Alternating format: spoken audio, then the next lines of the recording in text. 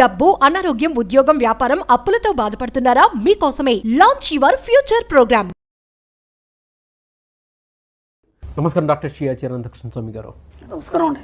Spiritual నాలెడ్జ్తో కూడుకున్నటువంటి money subject and అందులో కూడా గోవా క్లాస్ వెళ్ళి వచ్చిన తర్వాత అద్భుతంగా జరిగిందని చెప్పేసి అన్నారు. సో ఏ క్లాస్ చెప్పాను రా అని అంటే అక్కడ వాళ్ళకి కావాల్సిన విధంగా మిమ్మల్ని మీరు మార్చుకోవడానికి ఉండేటువంటి ఏకైక టైము, దాన్ని మీరు ఎంజాయ్ చేస్తే చాలు అని అక్కడ ఉండేటువంటి స్పిరిచువల్ నాలెడ్జ్ని కూడా ఇక్కడ కొంత షేర్ చేయడం జరిగింది. Very good sir, thank you so much for that.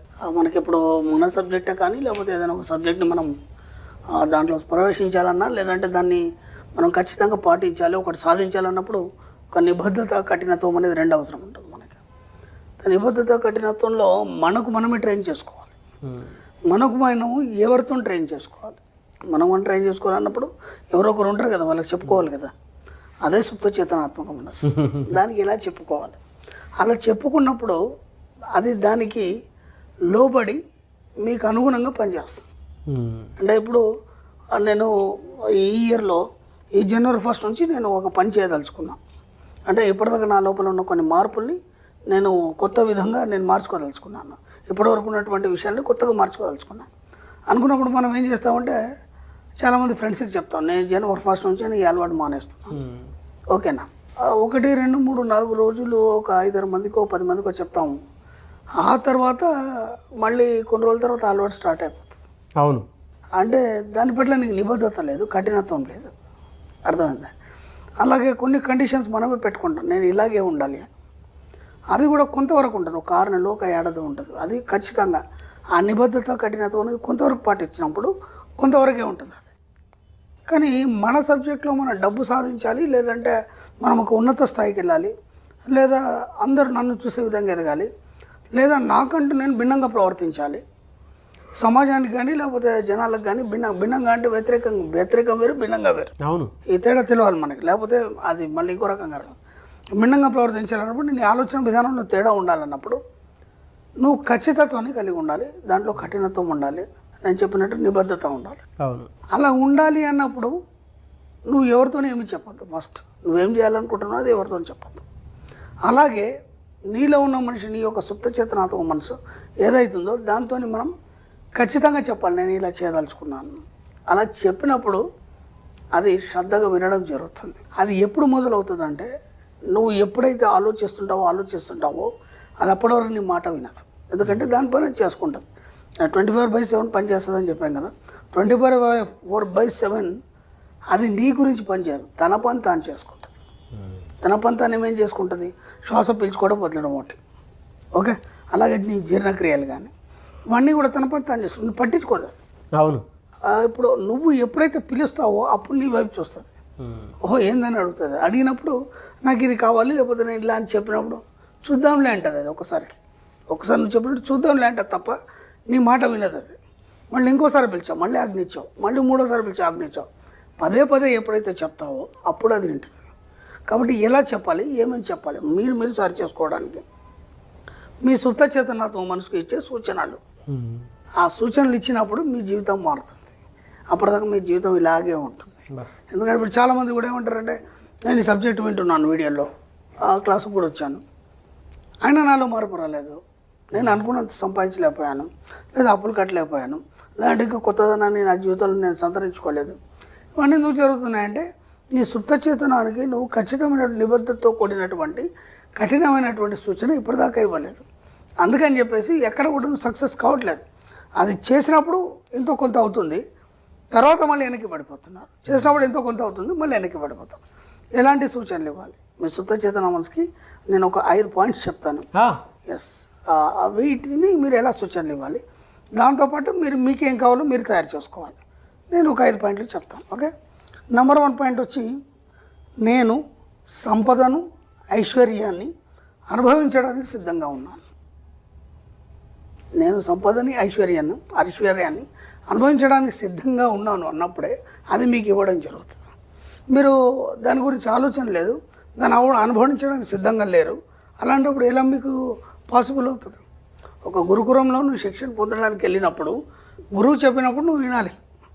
అక్కడ ఏ నిబద్ధతలు ఉంటే వాటన్ని నువ్వు పాటించినప్పుడే ఆ విద్య అనేది నీకు అబ్బుతుంది. అవునా కదా? అవును. కాబట్టి నువ్వు దానికి సిద్ధంగా ఉన్నావా, ఉండి నువ్వు గురుకులానికి వెళ్తున్నావా, అప్పుడు మాత్రం నీకు అవన్నీ అబ్బుతాయి. నువ్వు దానికి అనుగుణంగా లేవు, సిద్ధంగా లేవు, అక్కడ నియమాలు నీకు పనిచేయవు, అలాంటప్పుడు నీకు విద్య ఎలా అవుతుంది, మళ్ళీ బయటకు వచ్చేస్తావు. కాబట్టి ముందు యాక్సెప్టెన్స్ నీ లోపల, నీ జీవితంలో నేను దీనికి సిద్ధంగా ఉన్నాను చెప్పినప్పుడు మాత్రం విశ్వం ఇవ్వడం అనేది జరుగుతుంది. అప్పటిదాకా ఇవ్వదు. ఓకే. నెంబర్ 2 ఏంటంటే డబ్బు సంపద అనే పదాలు నాలో నిరంతర ఉత్తేజాన్ని కల్పిస్తూ నా జీవితంలోకి ప్రవేశిస్తాయి. ఎంత అద్భుతంగా ఉంది. డబ్బు సంపద అనే పదాలు ఏవైతున్నాయో నిరంతరం నా లోపల ఉత్తేజాన్ని కల్పిస్తాయి. అంటే ఇక్కడ ఏమవుతుందంటే ఆ 2 పదాలని మీరు ఉచ్చరించినప్పుడు మీ శరీరంలోని ప్రతి నర్వు కానీ లేకపోతే మీరు ప్రతి బాడీలో ఉన్నటువంటి కణం స్పందన చెందుతాయి. అవును. అలా చెప్పినప్పుడు కదా మీకు స్పందన చెందుతుంది. ఇప్పుడు డబ్బు సంపద అండి అని అన్నాం అనుకోండి, దాంట్లో ఎలాంటి నిస్తేజం తప్ప ఉత్తేజితం లేదు. ఉత్తేజితం లేనప్పుడు మీలో వైబ్రేషన్ రాదు. ఆ వైబ్రేషన్ వచ్చినప్పుడు దాని వైపు మీ మనసు ప్రయత్నం చేస్తుంది. అప్పటిదాకా ప్రయత్నం చేయాలి. కాబట్టి ఆ పదాలు చెప్పినప్పుడల్లా ఉత్తేజాన్ని మీ మనసు పొందుతుంది. కాబట్టి ఆ డబ్బు సంపద మీ జీవితంలోకి రావడం అనేది జరుగుతుంది. ఆ పదాలు ఎప్పుడు మీరు పలికినా మీ యొక్క మనసులో స్పందిస్తుంది. మనసు స్పందించినప్పుడు ఈ శరీరంలో ప్రతి కణం స్పందిస్తుంది. నెంబర్ 3, నా ప్రతిభని నా సుప్త చేతనాత్మక మనసు నిర్వహించి చక్కని ఫలితాలను ఇస్తుంది. ఇక్కడ ఏ పనైనా సరే నువ్వు చేయట్లేదు. ఓకేనా? ఇప్పుడు మేమేమనుకుంటున్నారు, మీరు ఏది చేసినా చేతనాత్మక మనసుతో చేస్తారు. మనం గతంలో కూడా చాలాసార్లు అనుకున్నాం. కాబట్టి చేతనాత్మక మనసుతో చేసింది ఏది కూడా ఫెయిల్ అవుతుంది. అది తాత్కాలిక విజయమే తప్ప శాశ్వతమైనటువంటి విజయం ఉండదు. కాబట్టి సుప్త చేతనాత్మక మనసుతో కూడి ఉండి మీరు ఎప్పుడైతే ఏదైతే చేస్తారో ఆ పనిని మీరు నిర్వహించారు, అది నిర్వహిస్తుంది. ఎందుకు? ఇప్పటివరకు నేను ఎన్నోసార్లు చెప్పాను కదా, మీరు పిలిస్తే కానీ అది పలకదు. పదే మీరు చెప్పి నాకు ఇది కావాలని చెప్పినప్పుడు బాధ్యత తను తీసుకొని దాన్ని ఎలా డిజైన్ చేయాలని చేస్తుంది. కాబట్టి సుప్త చేతనాత్మక మనసు ఏదైతుందో మిమ్మల్ని సరైన దారిలో ఉన్నతమైన జీవితాన్ని కల్పించడానికి సిద్ధంగా ఉంటుంది. కాబట్టి మీ యొక్క కాషన్స్ అన్ని దానికి ఇవ్వండి. ఓకే. అలాగే నా అనుమతి లేకుండా నా నిద్రలో కానీ లేదా సుషుప్త అవస్థలో కానీ నా జీవితంలోనికి ఏది ప్రవేశించదు. అది ఎంత ఎక్సలెంట్ వర్డ్ అంటే మనం ఇంతకుముందు కూడా మనకు విన్సెంట్ ఫీల్ చెప్పినటువంటి ఒక చిన్న వర్డ్ చెప్పుకున్నాం. ఏది దానికి కలత చెందాం, ఏది నీ దరికి రానియకు, అన్నీ మాయమైపోతాయి. విన్సెంట్ ఫీల్ అని చెప్పుకున్నాం మనం. అవును. ఇది కూడా అదే. అంటే నువ్వేం చేస్తున్నావు అంటే నువ్వు అనుమతిస్తేనే, స్టార్టింగ్లో చెప్పుకున్నావు ఒక వర్డ్, నువ్వు అనుమతిస్తే కానీ నీ జీవితంలోకి ఏది రాదు. యాక్సెప్టెన్స్. కాబట్టి ఇక్కడ ఏం చెప్తున్నావు అంటే నిద్రలో అయినా పర్లేదు, లేదా సుషుప్త అవస్థలో అంటే నిద్ర కాంది నిద్ర అయింది అంటే మగత నిద్రలో ఉంటాం కదా మనం, ఆ సుషుప్త అవస్థలో అయినా సరే నువ్వు ఎలాంటి స్థితిలో ఉన్నా సరే నీ అనుమతి లేకుండా నీ జీవితంలోకి ఎవరు రారు, ఏ విషయాలు ప్రవేశించవు. అంటే ఇక్కడ నువ్వు నెగిటివ్ని ఆపాదించుకున్నావా అది నీ అనుమతితోనే ఆపాదించబడుతుంది. పాజిటివ్ని ఆపాదించుకున్నావా అది నీ అనుమతితోనే ఆపాదించబడుతుంది. ఇక్కడ మన సబ్జెక్ట్లో ఏం చేస్తాం, నెగిటివ్ని అనుమతించట్లేదు. మన సబ్జెక్ట్లో ఓన్లీ పాజిటివ్ని అనుమతిస్తున్నావు. కాబట్టి నీ జీవితం అంతా పాజిటివ్గా మారిపోతుంది. కాబట్టి ఇక్కడ నువ్వు ఏది అనుమతిస్తే దానిలాగానే జీవితం తయారవుతుంది. అది ఎలా? నువ్వు మామూలు స్థితిలో ఉన్నా సరే, నిద్రావస్థలో ఉన్నా సరే, సుషుప్త అవస్థలో ఉన్నా సరే నీ అనుమతి లేకుండా నీ జీవితంలోకి ఏది రాదు. ఒక వ్యక్తి కావచ్చు, ఒక భావం కావచ్చు, ఒక ప్రేమ కావచ్చు, ఒక ఈర్ష్యాసద్వేష కావచ్చు, లేదంటే డబ్బు కావచ్చు, లేదా సంపద కావచ్చు, ఒక వ్యక్తి నీ జీవితంలోకి రావడానికైనా నువ్వు అనుమతిస్తేనే వస్తుంది.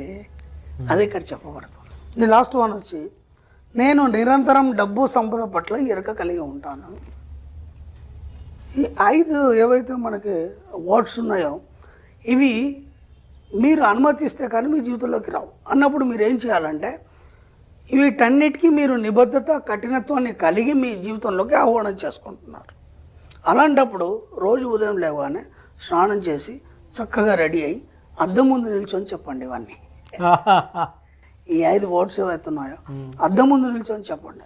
ఒక్క నెల రోజుల తర్వాత చూడండి మీ జీవితం ఎంత ఉన్నతంగా చక్కగా మారిపోతుందంటే అసలు ఎవరు ఊహించారు. అంటే నేను ఏమంటున్నా అంటే మీకు మీరే నిబద్ధత, కఠినత్వం కలిగి మీ జీవితాన్ని మార్చుకోవడానికి సిద్ధంగా ఉండి ఒక ఉన్నతి వైపు, డబ్బు సంపద ఐశ్వర్యం వైపు మీరు ప్రయాణించాలనుకున్నప్పుడు మాత్రం ఈ వర్డ్స్ చెప్పండి.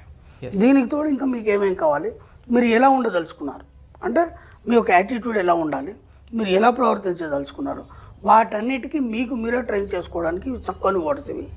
ఇదాన్ని ఏమంటామంటే మనం సుప్త చేతనానికి ఇచ్చే సూచనలు.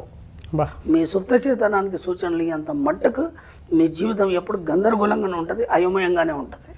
కాబట్టి వీలైనంత మట్టుకి ఈ వర్డ్స్ కాకుండా ఇంకా మీకేమేమి అవసరం, ఇంకెలా మారదలుచుకున్నారు, ఆ మారణ జీవితాన్ని మీరు ఎలా చూడదలుచుకున్నారు, ఆ ఎండ్ ఏదైతుందో దాన్ని మీరు చూడాలి. దాన్ని చూసి చెప్తున్నప్పుడు ఏమవుతాయంటే మీరు ఏదైతే చివరి ఊహిస్తారో ఆ విధంగా మీ జీవితం మారడం జరుగుతుంది. కాబట్టి వీలైనంత మట్టుకు మీ సుప్త చేతనానికి సూచనలు ఇచ్చే ప్రయత్నం చేయండి. అప్పటి వరకు మీ జీవితం మారదు, అప్పటికి గందరగోళంగానే ఉంటుంది, అయోమయంగానే ఉంటుంది. డెఫినెట్గా సార్. అంటే చాలా అంశాలు మీరు చెప్పడం జరిగింది. సబ్ కాన్షియస్ మైండ్కి ఎలాంటి సూచనలు ఇవ్వాలో అనేటువంటి దానికి ఈ వీడియో మాత్రం ఒక 10 సార్లు చూసినా కూడా ప్రాక్టీస్ ఇక్కడే అర్థమైపోతుంది. అంటే మనీ మంత్ర సబ్జెక్ట్లో ఎంత అద్భుతం జరుగుతుంది అని చెప్పడానికి ఓ 21 డేస్ దీన్ని కంటిన్యూ చూసుకొని అఫర్మేషన్స్ రాసుకుంటూ వెళ్ళిపోతూ ఉంటే జీవితం దానికైతే అర్థమైపోతూ ఉంటుంది. బట్ ప్లాసిబో ఎఫెక్ట్ జరుగుతుంది మైండ్లో మాత్రం. నాకు ఎక్కడ వచ్చిందంటే 5 సార్లు క్లాస్కి వచ్చారు, పాపం అన్ని పాటిస్తున్నారు, కానీ వాళ్ళు ఎక్కడో అక్కడ మిస్టేక్ అయ్యి వాళ్ళు అనుకున్నది సాధించలేకపోతున్నారు. ఎందుకు సాధించలేకపోతున్నారు అంటే నిబద్ధత కఠినత్వం మీ సుప్త చేతనానికి మీరు ఈ సూచనలు ఇవ్వట్లేదు కాబట్టి. అంటే మనం ఏం చేస్తామంటే నేను ఇంతకుముందు కూడా ఏం చెప్పానంటే మీకు ఇప్పుడు డబ్బు అవసరం ఉంది అర్జెంట్, ఒక 20,000 1,00,000 అవసరం ఉంది, దాన్ని మట్టికి ఆలోచిస్తారు. అంటే నాకు అర్జెంట్ 1,00,000 కట్టాలి, ఈ ఫస్ట్ లోపల నేను దాన్ని పే చేయాలి, నాకు పీకల మీద ఉంది, ఆ హడావుడి దాన్ని మాత్రమే ఆలోచిస్తారు. నేను దాని గురించి ఆలోచన అది తాత్కాలికం మాత్రమే కదా. నీ జీవితం మారాలి, నీ జీవితం ఉన్నంత వరకు ఏనాడు డబ్బు గురించి ఎవరి దగ్గర చేయి చాచాల్సిన అవసరం మనకు లేదు. నేను అనంతమని సూక్తులో కూడా రాశాను, ఎవరి దగ్గర మనం చేయి చాచడానికి మనం జన్మ తీసుకోలేదు ఇక్కడ అని చెప్పేసి. అలా శాశ్వతమైనటువంటి ఉన్నత స్థితి, సంపూర్ణ స్థితి పొందాలనుకున్నప్పుడు నీ లోపల నిబద్ధత కఠినత్వంతో పాటు నీ సుప్త చిత్తానికి సూచనలు ఇచ్చినప్పుడు మాత్రమే అది జరుగుతుంది అనేది నా పరిశోధనలో తెలియదు. ఎందుకంటే నేను అలా నిబద్ధత కఠినత్వంతో ఉన్నాను కాబట్టి ఈ సబ్జెక్ట్ ఇంత ఇవ్వగలుగుతున్నాను. కాబట్టి ఇది అందరికీ చెప్పేస్తే వాళ్ళు కూడా దాన్ని సూచనలు పాటించేసి వాళ్ళకు కావాల్సిన సూచనలు ఇచ్చుకొని బాగుపడతారని ఒక ఆలోచన వచ్చి సబ్జెక్ట్ డైరెక్టివ్లో ఇద్దాం అనుకొని ఇచ్చాను. Fantastic sir. Anyway sir, thank you అండి. Thank you so much doctor Shri Acharya Anantakrishna Swami గారు. థ్యాంక్ యూ అండి.